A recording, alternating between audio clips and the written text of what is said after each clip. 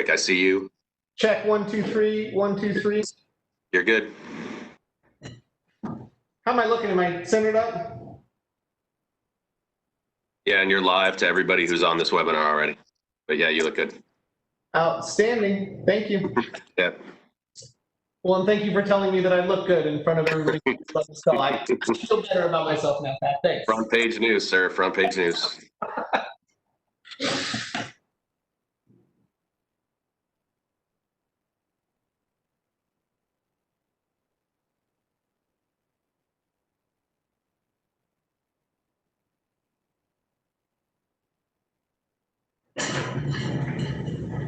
Is Michelle Chavis or Michael Dickerson on yet?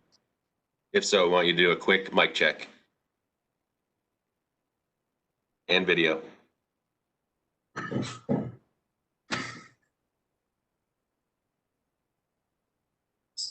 I think I do see Michelle here, Patrick, but I do see that she's muted and video is off. So my supposition is she's just getting settled, and we'll hit those unmute and video buttons any second. I also saw a caution triangle for Michelle, so I don't know if she's having internet difficulties. Okay, can you hear me? Can you hear me now? Got you, okay. Yes, ma'am, you are good. Perfect, perfect.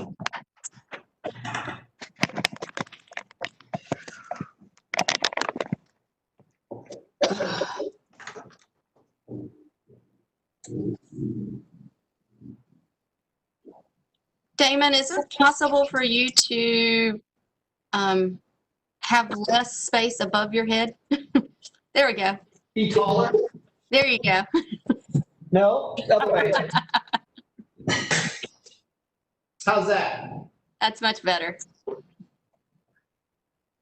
Less space above my head. I think my mom used to say I've got too much space between my ears that I'm not using, but I've never heard less space above my head.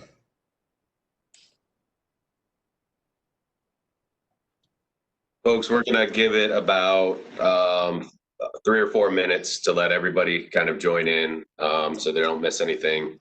And then we'll get started. Appreciate everybody being here.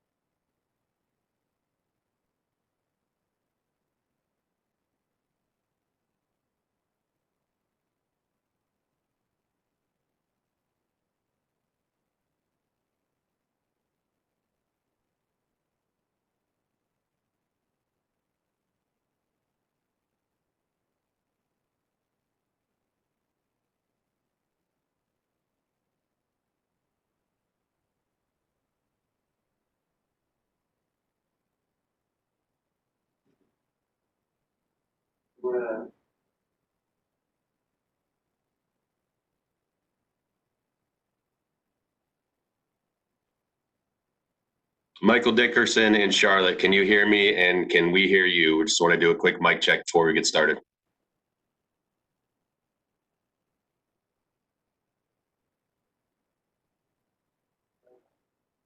Yes, I can hear you. Can you hear me? Yes, sir, we can hear you. Excellent. Hello, everybody. We're going to get started in about 1 minute. Sounds good.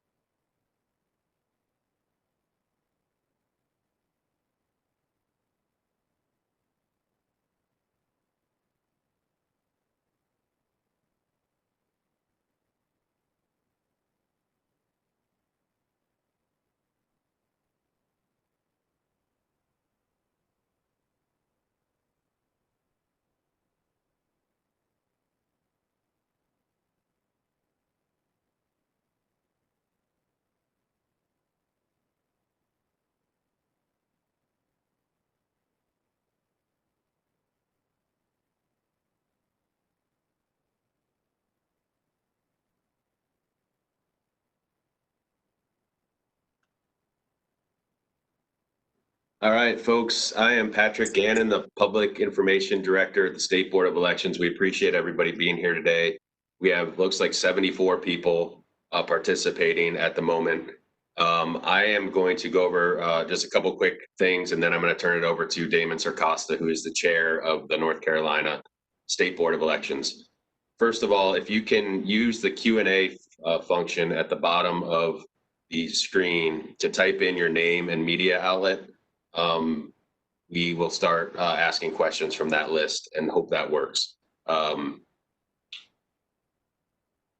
We appreciate you all being here today. Tomorrow is a very big day in North Carolina as this election officially kicks off with the first absentee ballots going out. And I'm going to turn it over right now to our chairman, Damon Sarcosta. Damon.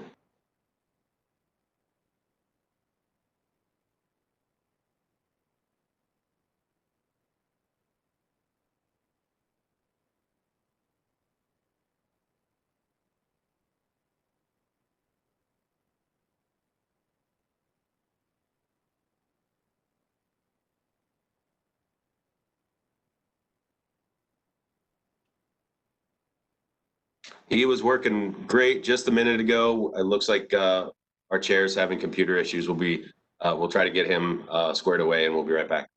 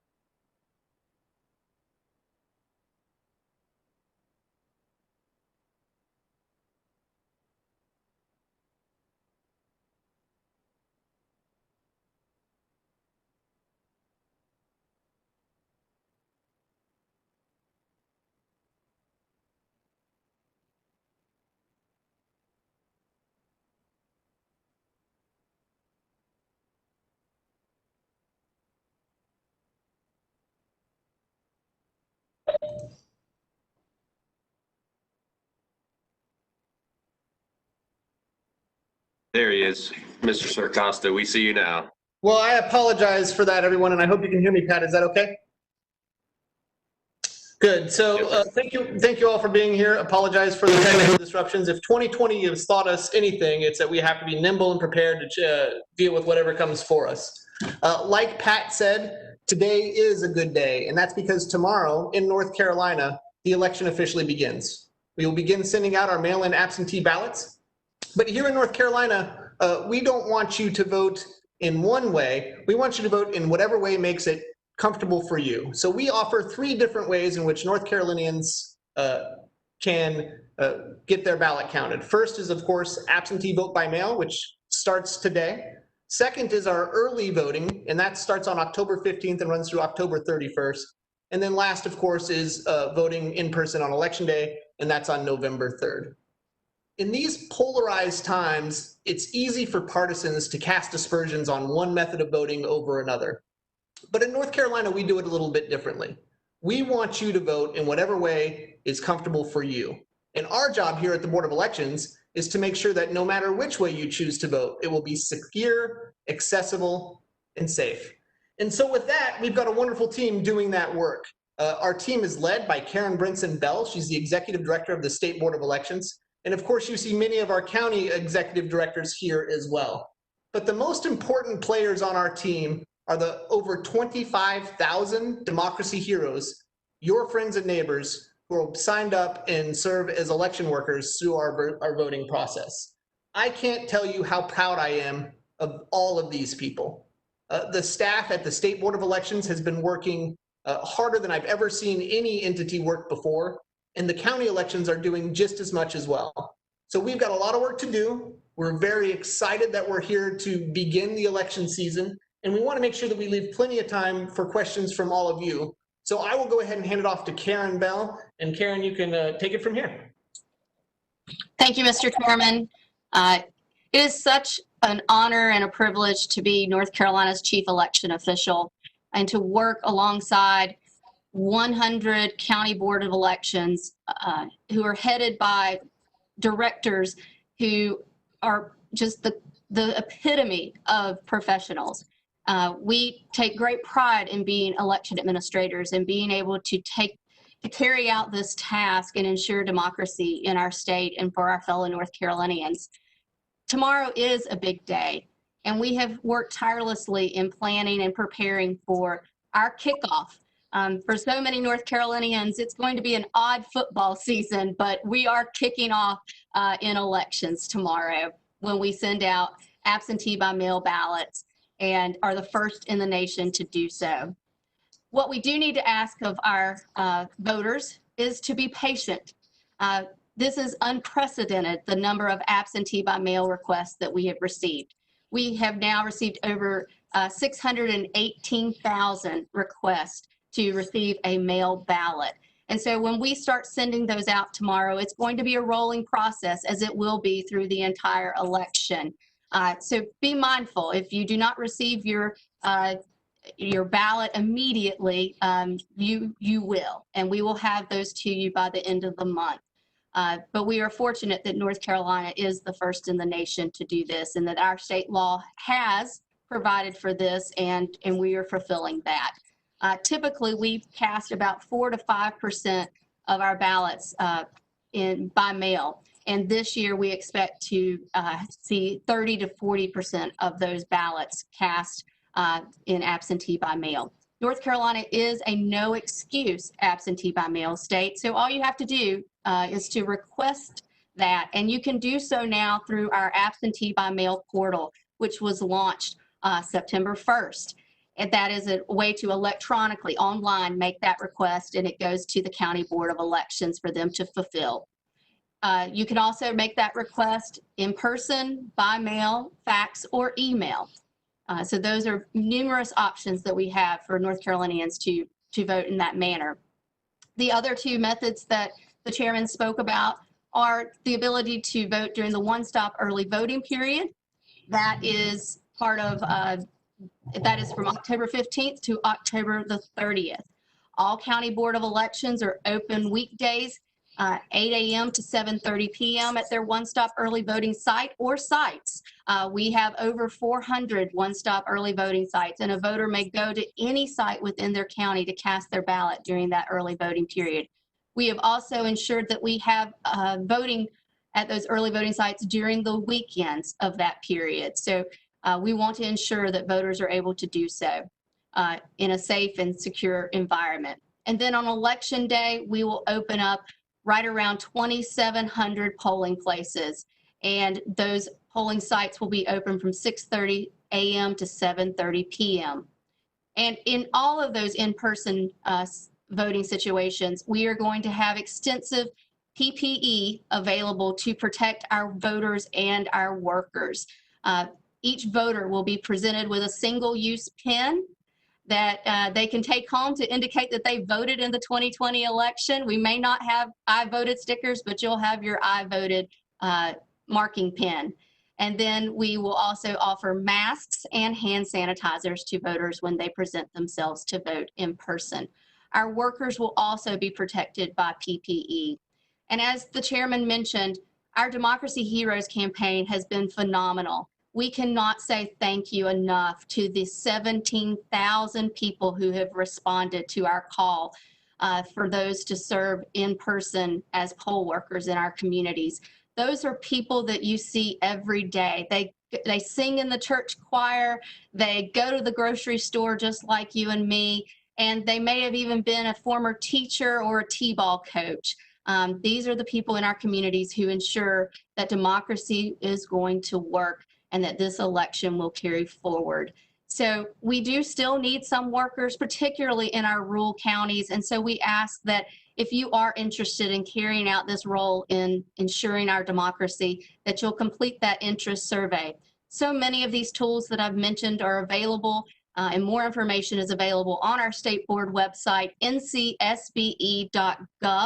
And one of the other things I do want to mention is another tool that we'll be rolling out in the next few days, and that is our ballot tracking tool. So anyone who has made a request for an absentee by mail ballot will be able to see that we've received that request, see when we've sent that out to the voter, track that in the mail stream, including when they return it through the Postal Service to their county board of elections. So we want to make sure that this is a safe, secure, and easy process for all of our voters.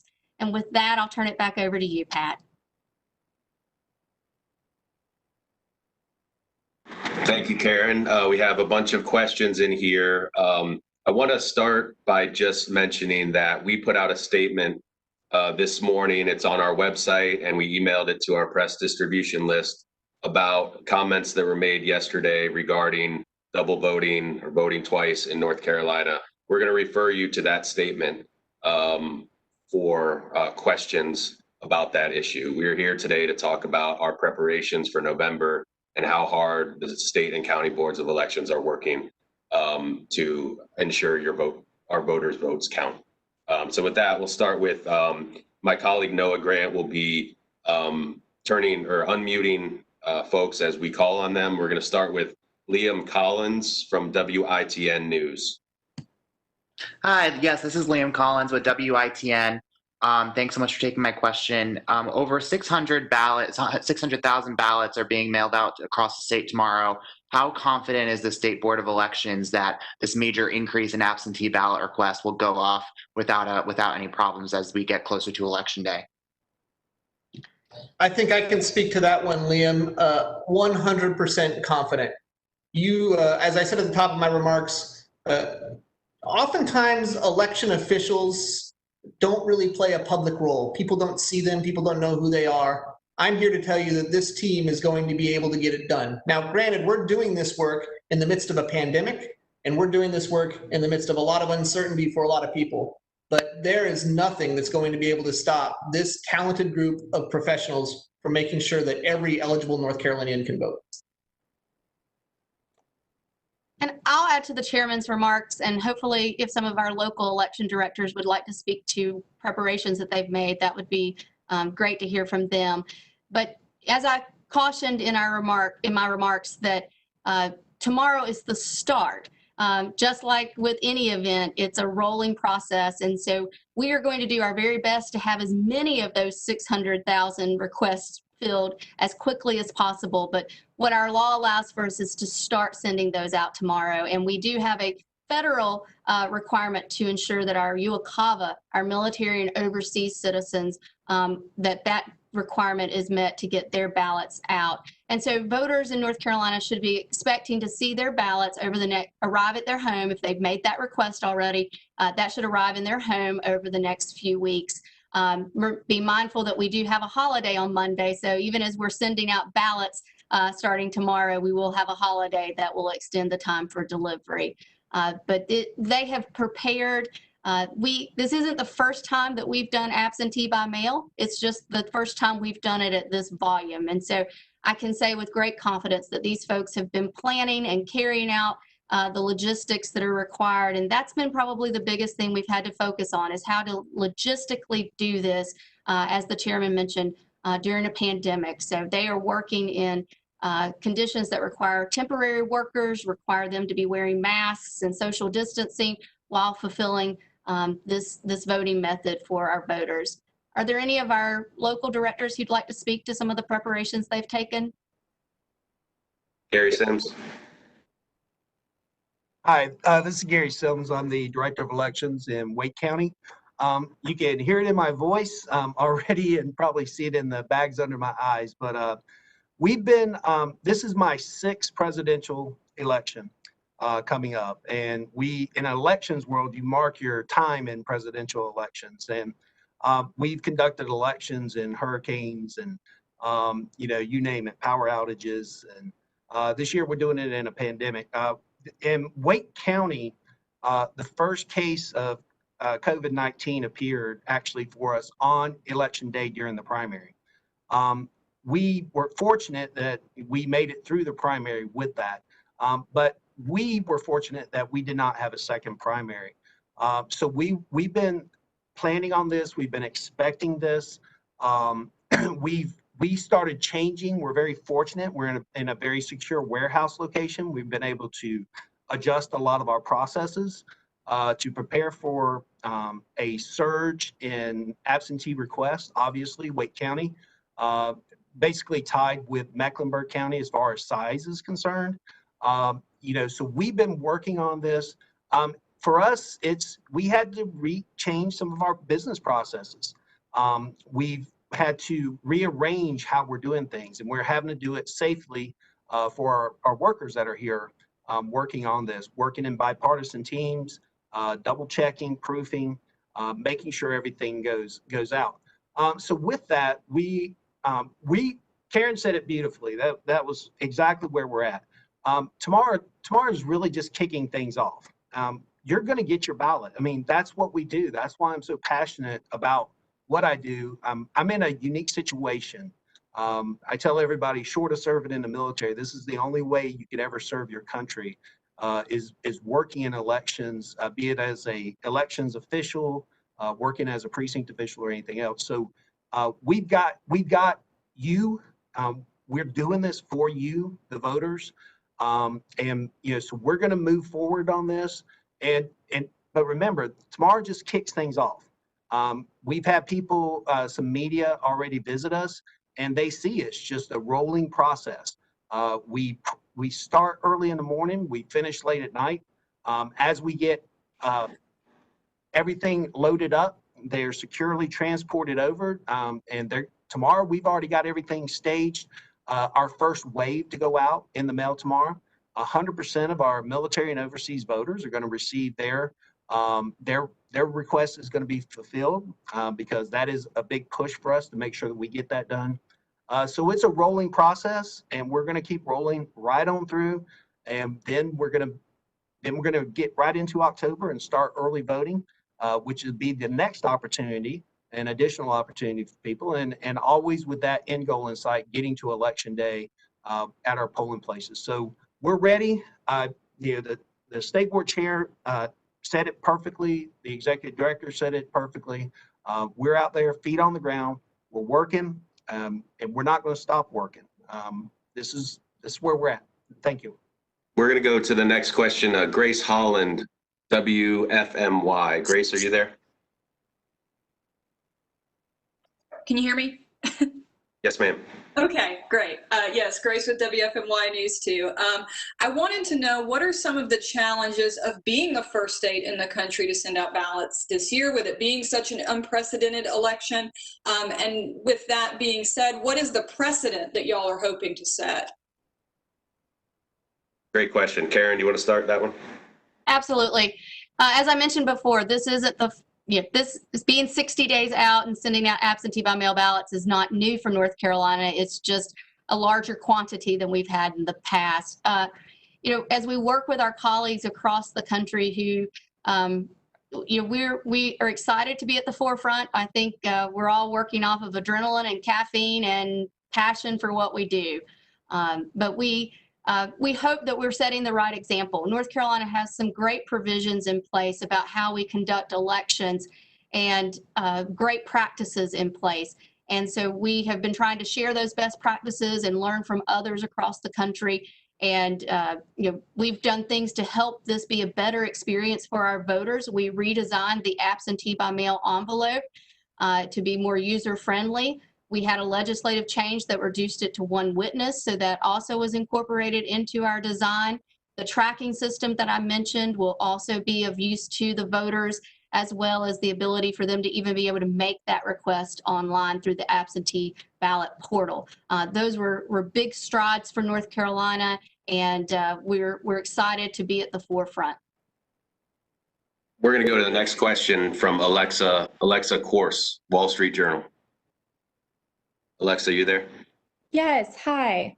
The president spoke about, voters testing the process, said maybe try to send your mail ballot in or go in person. And today he tweeted that if you have a question about whether your mail ballot was counted, go to the polls. What is your advice for voters who have a question about whether their ballot's been received and counted? We put out a statement this morning, Alexa. It's on our website. I can email it to you if you'd like, if you didn't get it. And I think we're going to stick to that.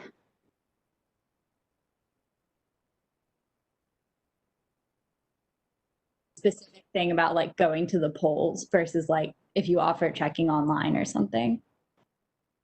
We Yes, are going to that- stick with our statement, but I think I've also explained a new tool that are going to be available to North Carolinians to where they can track their ballot through just the comfort of their home on the state board website, and they'll know what the status is of their absentee by mail ballot.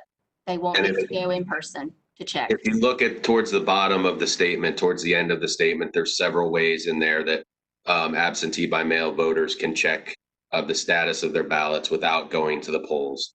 We're a little bit concerned that if a lot of people start showing up at the polls, that the lines will be longer and there'll be a greater possibility for spreading coronavirus. So we would encourage people to use the methods that are in place already for them to check the status of their ballots. They can always contact their county board of elections as well.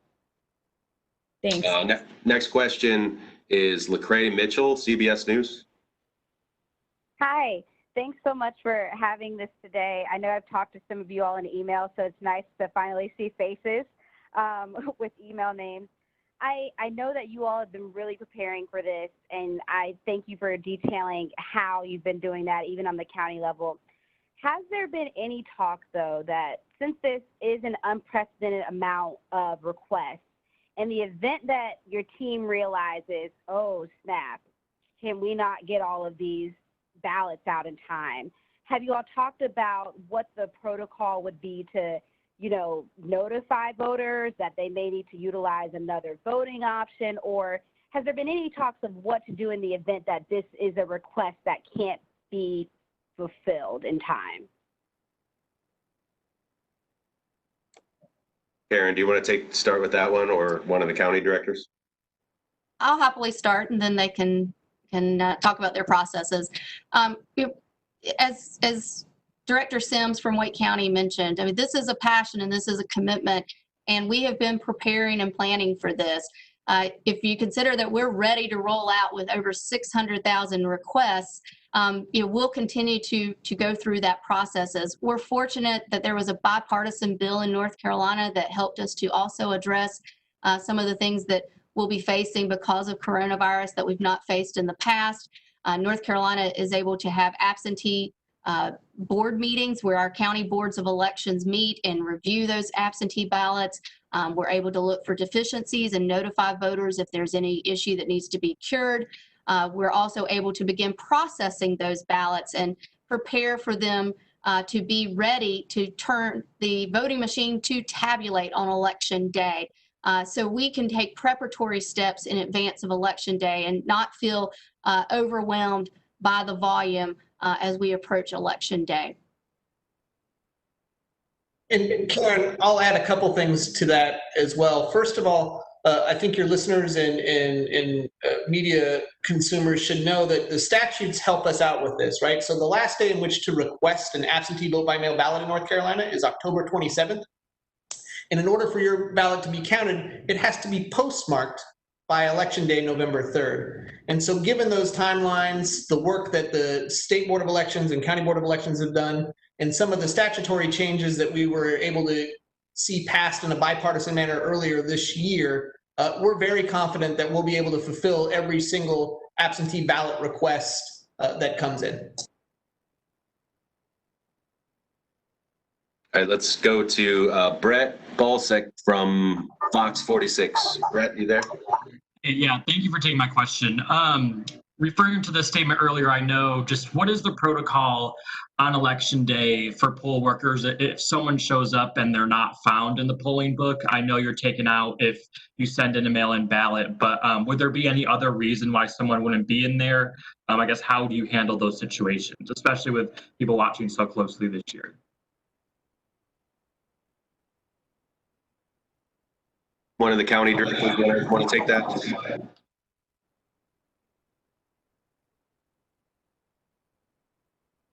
Go ahead and give that to Mike Peterson in Mecklenburg County. Michael, you there?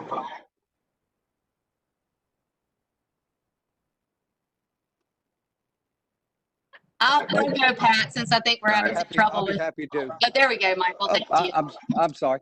I'll be happy to take that. The state of North Carolina for the 20 years I've been here, Brett, has got a great process of provisional vote.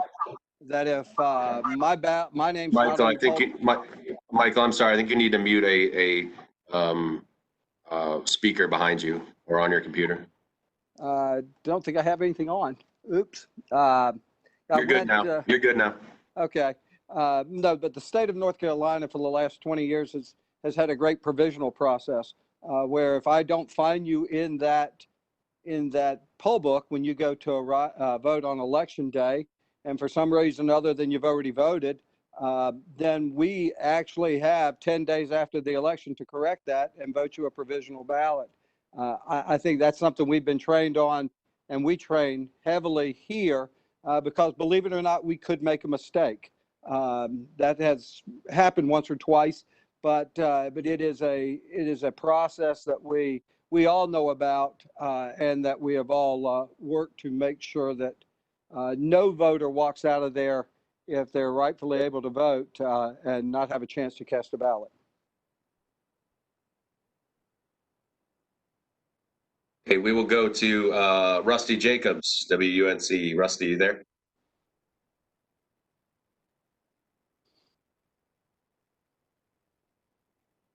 Rusty Jacobs, are you there?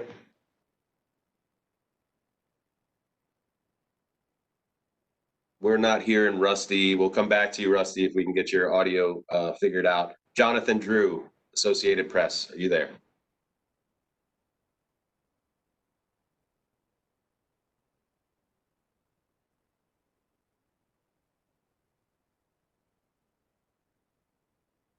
Jonathan Drew, are you there? Can you hear me now? Yes, sir. Jonathan, go ahead. So I just had a question with all these unprecedented ballot requests coming into boards around the state. I wanted to ask either for the state board or individual county directors, how have you addressed challenges with either staffing, equipment to prepare and count the ballots, or for security equipment, and have the resources needed been available?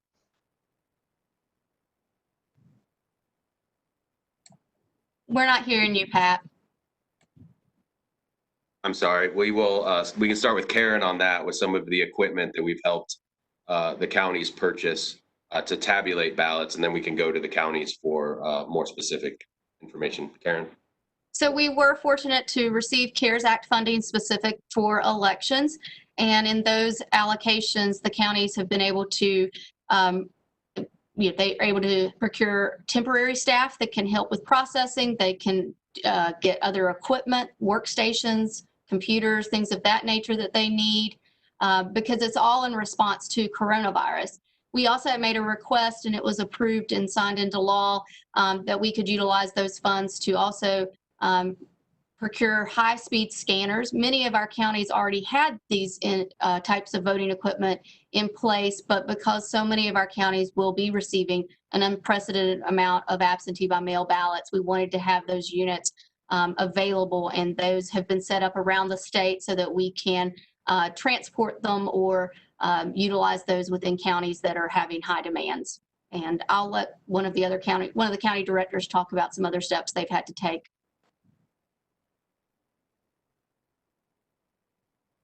Michelle, are you available? I am available. Hi, my name is Michelle Chavis. I am the director in this wonderful county of Franklin. And we are a rural county adjacent to Wake, but unlike Wake, we don't have as many absentee ballot requests, but we have record breaking for our county. So what we've done is that we have actually brought in a lot of our part-time workers that would normally work doing early voting. So once early voting starts, we'll have other workers in. We're staggering them because of the pandemic. And of course, it's bipartisan. We have, it's almost going to be like an assembly line. But for security, our office has a security system. Every door in our office has a combination, and only me and the deputy director right now has that code.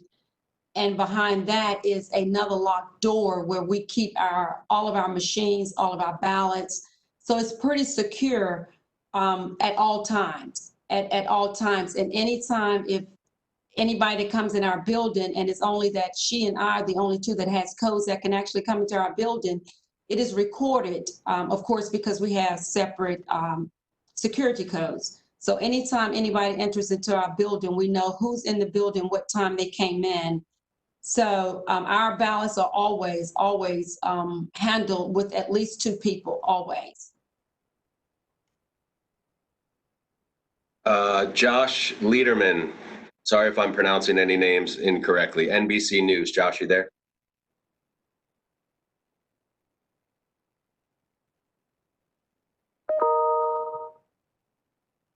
Josh from NBC News, are you there?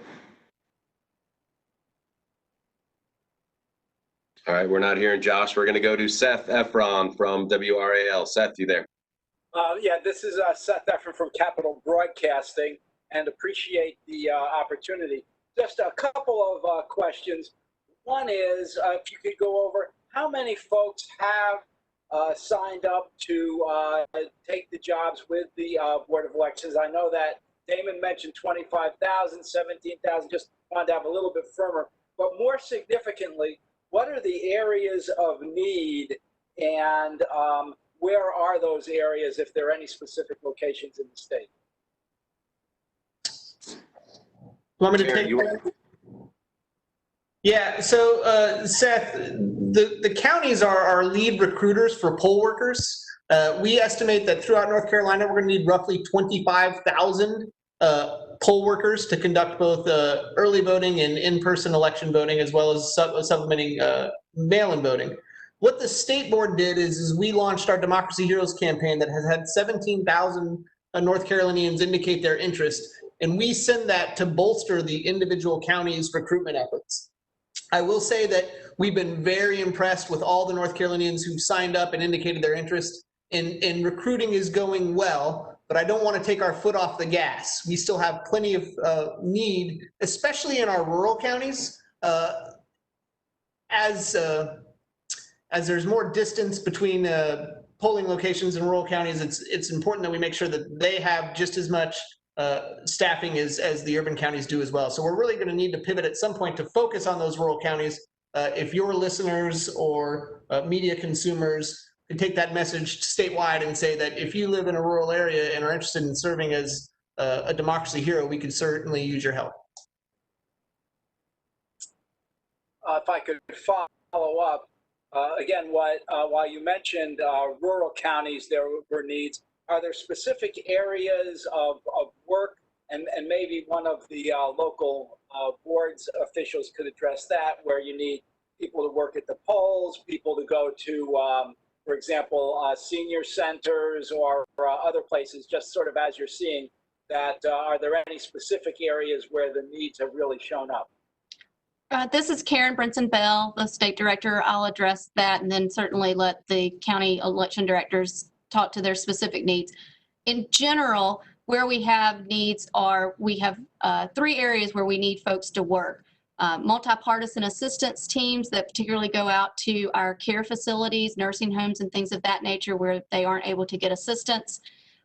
We also need folks who can work during that one-stop early voting period, which is a pretty big commitment. We do often work those folks in shifts or staggered schedules, but that's still a 17-day period where we need a lot of individuals to staff those one-stop early voting sites.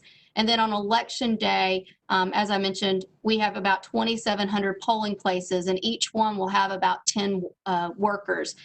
We have some other areas that we're trying to fulfill this year that may not be traditional elections work, but we will be needing people to help with traffic control and to assist with the social distancing and things of that nature. So the counties have also been recruiting there. And then one of the areas that is so significant is that We need a strong reserve corps, folks that we've trained who are ready to be deployed into another county location that might not be their home precinct, but because of someone becoming ill or having an emergency situation in their family, they're ready for that call to duty on election day. And I know that the 3 counties who are represented here today have made tremendous efforts in how they recruit and train their poll workers. So I'd love for you to hear from them.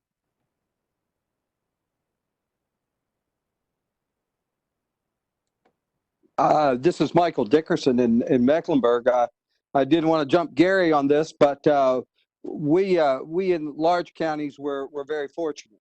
We have a huge pool of people to choose from, and we have many groups and organizations that enjoy working with us.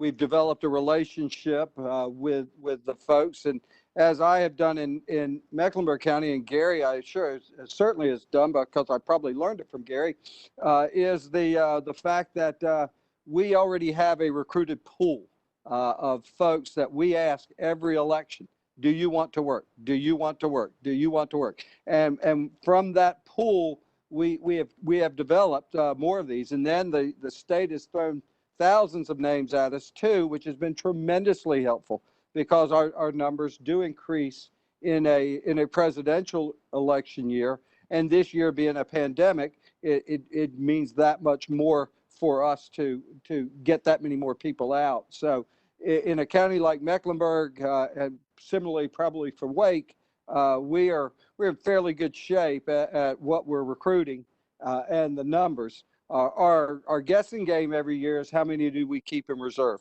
and with the pandemic, that's been the challenge for us. Where do we overkill, and where do we realize we don't need? We're actually believing this year there's no such thing as overkill. This will probably be the year to go ahead and just do more than you need.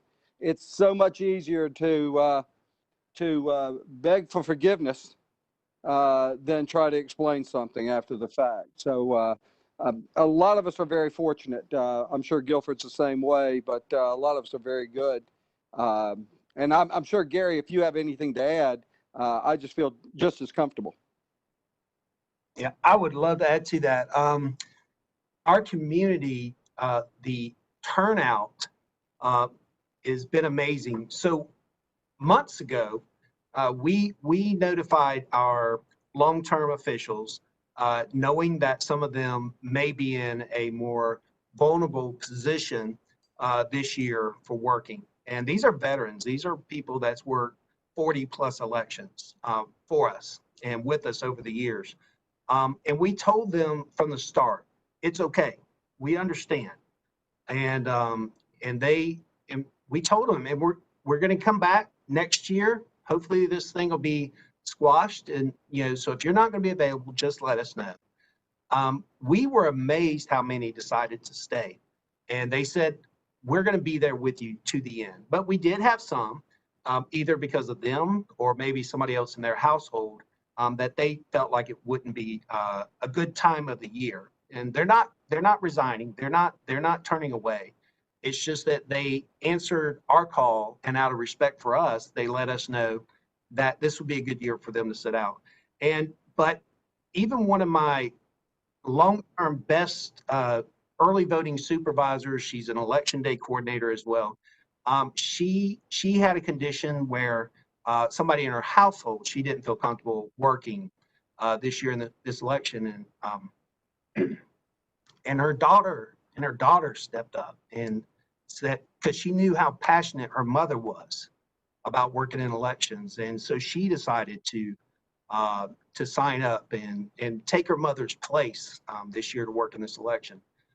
My own daughter and son-in-law, they told me, Dad, I know you're not going to let me do this, but we're going to sign up. And I said, yes, I'm going to let you do it because I've got you. I'm going to make sure we're doing this safely. And, so we're going to do everything we can out there. Like Mr. Dickerson said, we are overstaffing. We normally have attrition no matter what, because life happens to everybody. So we're overstaffing. We're grateful for the work the state's been doing. We have a very robust recruitment program. We've always had it. We've been fortunate. We've been working on that aggressively since the primary. We have, I don't want to say we have too many people, but we're just really having to build a reserve list. We had a chief judge the other day contact us, my staffing supervisor, and said, hey, you're sending me too many people. I don't need this many people to work on election day. And we reminded them that, yes, you do, because of all the extra measures we're going to put in place out there to assist voters in voting. So I feel like we're in good shape, but I cannot speak for all the counties because I know some of my cohorts in other counties, they do still need some help. So get that message out there. Not so much for Mecklenburg, not so much for Wake County, but you got to remember there's 100 counties in the state of North Carolina. All right, Rusty Jacobs, WUNC. We've got a few more people that want to ask questions. We're going to try to do these fairly quickly. Rusty, can you talk now?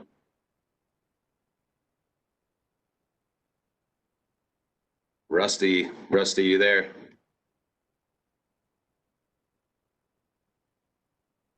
All right, we'll try again with Rusty in a second. Jennifer Emert, WLOS. Jennifer, are you there? Yes, Jennifer Emmert with WLOS. I have two quick questions. If you apply for an absentee ballot, are you required to use it or can you discard it and vote in person? And with all of these absentee ballots, any idea how long it will take to count all of those election night and any steps you might be taking to change that process? Karen, do you want to take this one? Absolutely. In North Carolina, if you request an absentee ballot and choose to go and vote in person, you do not, you have that option.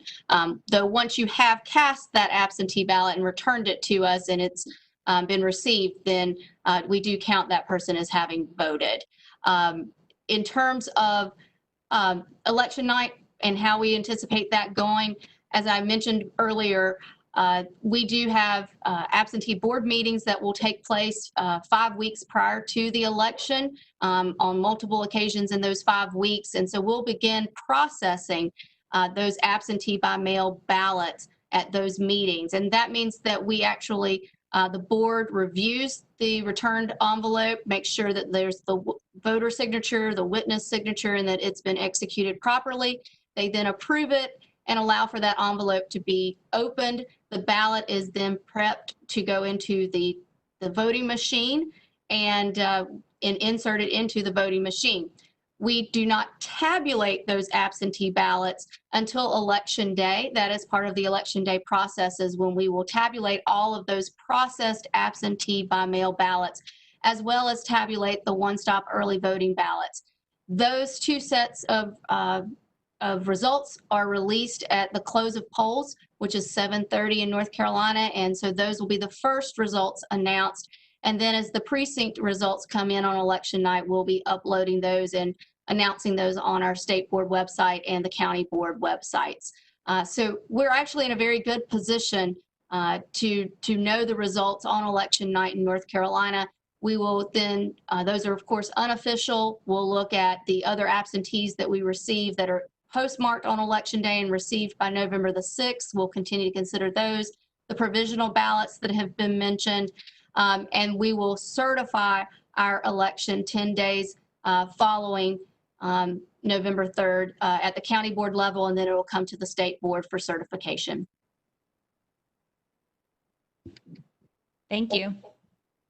Okay, I think I've gotten a couple text messages about one of our panelists at some point mentioned, I believe, excuse me, that the early voting period ended October 30th. It actually runs, just to clarify, from October 15th through Saturday, October 31st. So Thursday, October 15th through Saturday, October 31st is the early voting period. Let's see who's next. Steve Harrison, WFAE. Steve, you still there? I'm here, yes. My question is about the ruling that mail ballots with flaws like a missing witness signature or a missing address or incorrect address, you know, the voter has the opportunity to correct those mistakes and have their vote count. My question is, what happens with ballots that essentially arrive on Monday, the day before the election, or Tuesday? Are they going to be able to revote those after the election's over? Karen, do you want to take that? I wanted to see if Caitlin Love is here as well. Is Caitlin on? Yeah, I am. Caitlin Love is general counsel from the state board. Go ahead. Get my video on.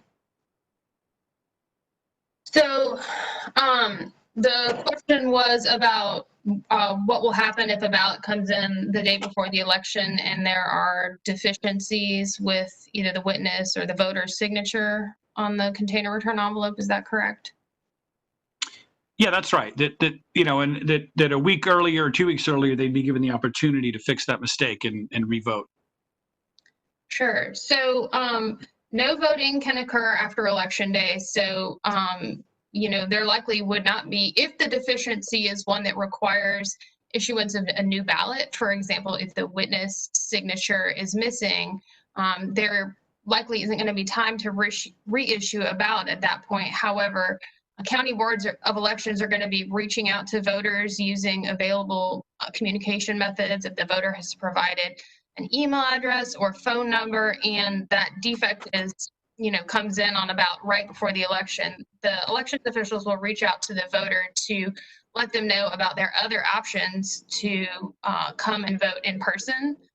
And if there is a defect with the voter's signature, that can be remedied with a cure affidavit, which the voter can receive by email and can return by email or other methods. And a cure affidavit can be returned up until the day before canvass. And so that, because the ballot has already been voted in that case, the cure affidavit can be submitted after the election. And then there's some additional processes in there that provide due process for voters to come to the canvass meeting that the county board has, where they're completing all of their official processes to tabulate and count the votes. And the voter could contest if they did not agree that there was some type of a defect with their absentee ballot. And to follow up on that, I mentioned at the top of my remarks that we have 3 ways in North Carolina in which North Carolinians can cast a ballot. One of the reasons we have 3 ways is to make sure that every North Carolinian can vote. And one of the things we're asking is, you know, it's your convenience. You can choose to vote on election day, and you can choose to vote during the early voting process, or you can choose to absentee vote by mail. It would be, what I'm going to do personally is I'm going to vote as early as I am comfortable. Making sure that all of us know that this is a process that we're all going through for the first time in a pandemic.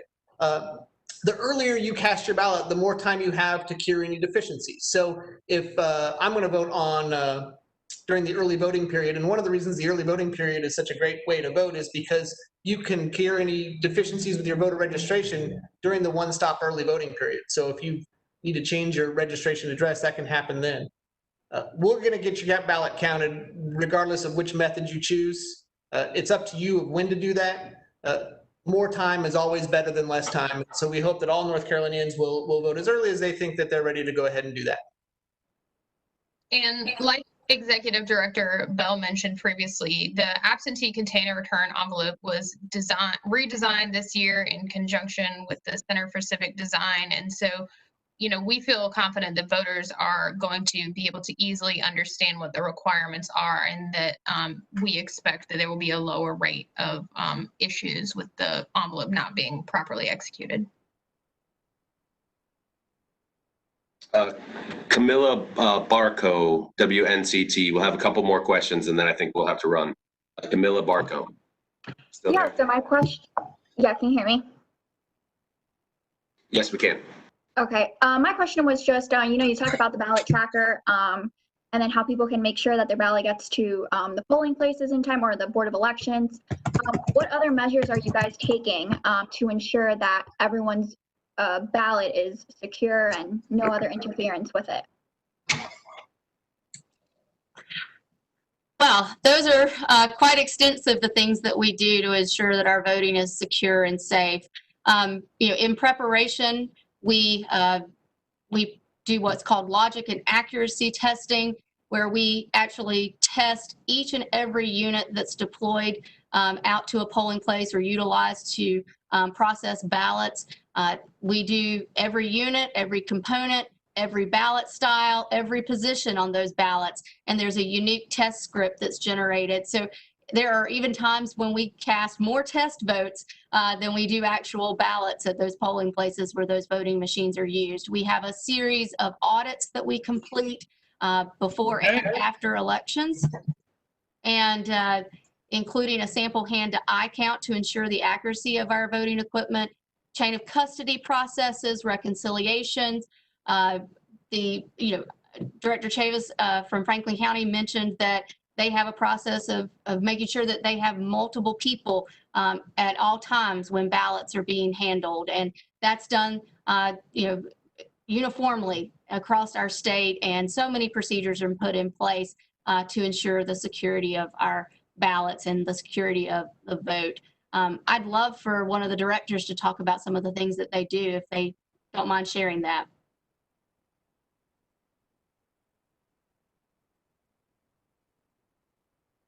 All right, I'll take it. I thought Michael would jump in on that one. We're very fortunate. We've worked with recommendations from the Department of Homeland Security, our Wake County Security. We're very fortunate. We moved to a new facility last year, this is you can't go anywhere in our office without cameras on you at any point in time. It's turned off behind me, but I've got a monitor that I can monitor every position in our entire office. We have badge access everywhere we go. I have a ballot cage inside of my facility that is with restricted access, and it has its own actual alarm system separate from and on top of the alarm system we have for our actual facility. Everything we do is done with bipartisan teams whenever it comes to actually working with and handling items such as ballots or ballot documents. One of the big things also is we have a bipartisan board that directly oversees everything that we do. That bipartisan board, they're actually responsible for the approval of absentee ballots and moving forward. But again, everything has a chain of custody. Everything we manage, control, it stays locked up and is done in a public setting whenever we're handling things and moving it from point A to point B to point C and locking it up. And that way everybody's vote can be secured. So, and I know I'm not unique to this in the state, such as Franklin County had mentioned. They may be smaller, but she's putting in those exact same or similar safeguards out there to protect everybody's vote. Let's go to Michael McElroy from Cardinal and Pine. I think I missed you the first time through, and I apologize for that. Michael, you there?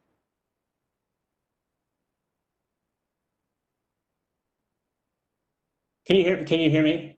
Yes, sir. Go ahead. Okay. Thank you very much. So just two questions. One, is there any specific partnership you all have with the post office to ensure, especially like in the final weeks of the voting when the volume is going to be at its highest, most likely, to any partnership with them to kind of ensure the logistical nightmares that could come up? And then B, will masks for voters be required? And is there any kind of mask enforcement, or is it just suggestion?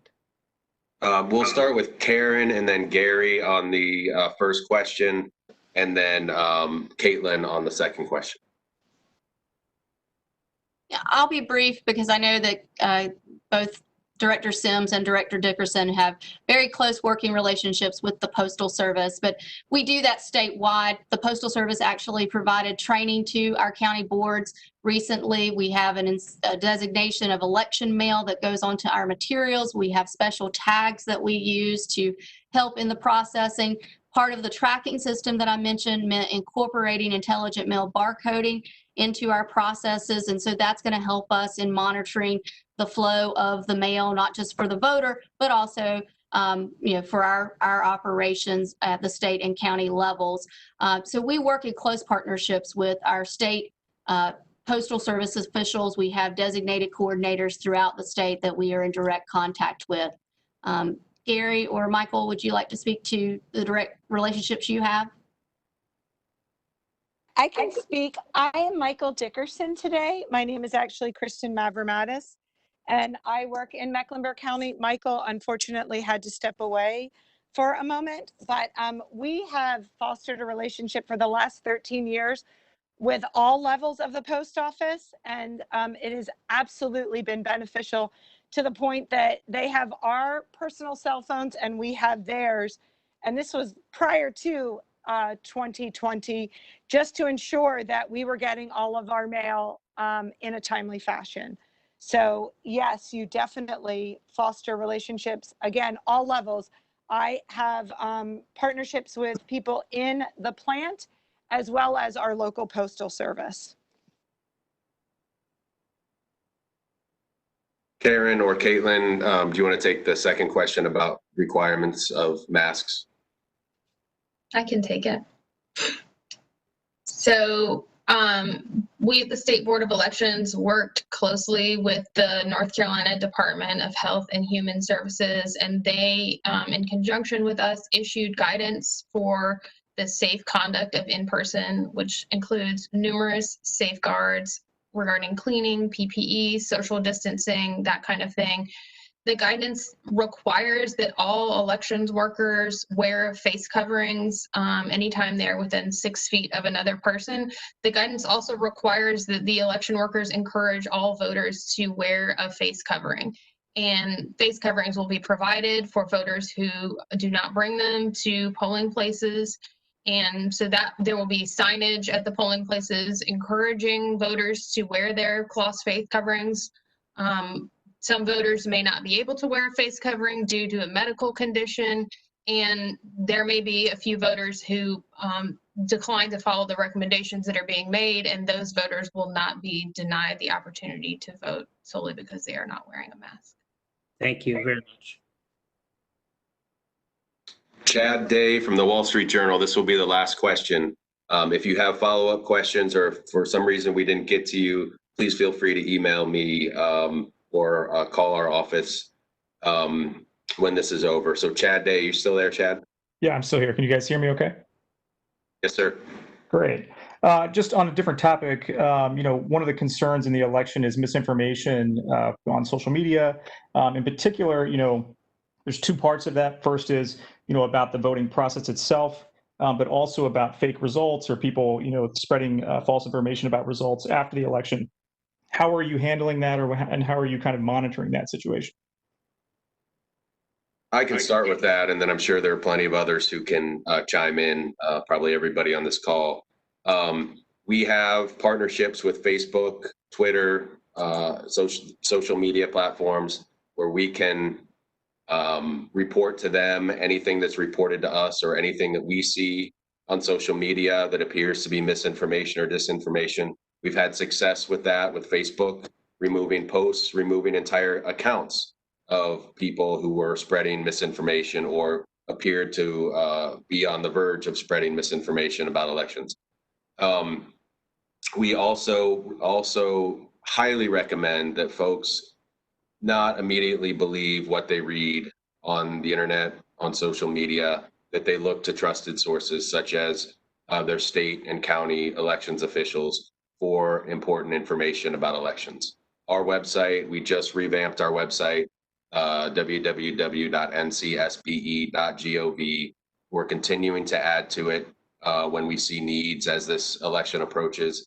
It's a comprehensive place for voters to go in North Carolina to get accurate, reliable information. I will allow Karen or Damon or anybody else who wants to chime in to continue. I'll just say real quickly to follow up on that, Chad, that I think the members of the news media have a very special and unique obligation here in this election. As you know, there is going to be a lot of people in the country and throughout the world who are going to look to you as trusted news sources in order to report information. I'm going to ask that you all have some patience with us, right? Our job on election night is not to get the results fast. Our job is to get the results right. And explaining to your listeners and media consumers the processes under which we go through in order to make sure that we get it right will be very helpful. So making sure that when you all have questions, I know Pat is very good at liaison with all of y'all, and we want to make sure that we're getting you good information as well. So I think there's a real opportunity here for news media to demonstrate the value that you all have to the public by using your megaphone to share good, trusted information.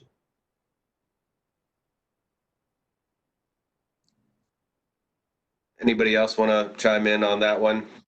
Is there somebody else also from the Wall Street Journal? Kyle, are you there still? Can you hear me?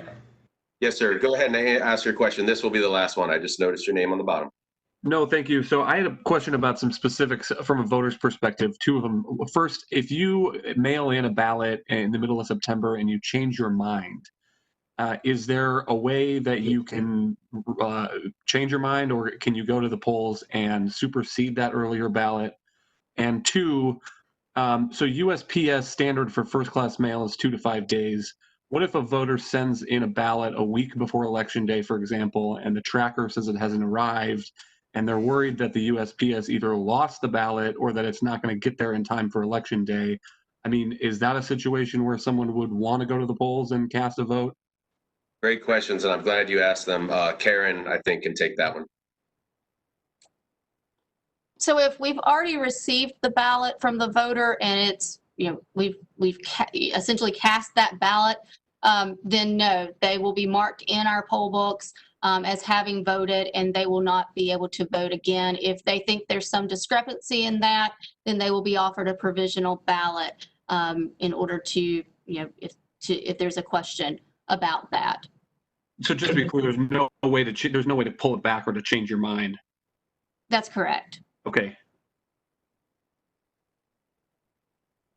I could add to that. I think if you mail in a ballot a week before election and it's not showing up, or you're not able to determine whether or not it's been accepted, you can vote in person, and that vote will be counted. If your ballot subsequently arrives at the County Board of Elections, that vote will not be counted. Your first vote, the in-person vote, will be counted. And Caitlin, if you're still on, if you want to clarify anything about that, but I believe that's the case. Yeah, I would say we would not recommend that option at all because of what we've discussed about the prohibition on double voting. Voters should mail their ballots with plenty of time to get there. Like was discussed earlier, it doesn't have to arrive by Election Day. As long as it's postmarked by Election Day, the law allows 3 extra days for the ballot to arrive. So, just make sure that we're encouraging voters. Make sure you mail your ballot as early as possible. If you don't want to mail it, you can drop it off in person at the County Board of Elections office or at any early voting site in your county when they're open during the 17-day early voting period.